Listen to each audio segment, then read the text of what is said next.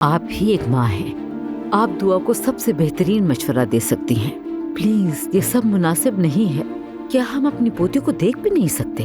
क्या अजलान उससे मिल भी नहीं सकता? प्लीज आप बड़ी बन जाए। मरियम साहिबा, अब दुआ भी एक माँ है, वो सिर्फ अपने लिए नहीं बल्कि अपनी बेटी के लिए भी सही फैसला करेगी। मेरी बेटी आपके घर में बहुत दुख उठा चुकी है। यहाँ हर कोई सिर्फ अपने बच्चे का सोच रहा है, इसलिए मैं अब कुछ भी नहीं कर सकती।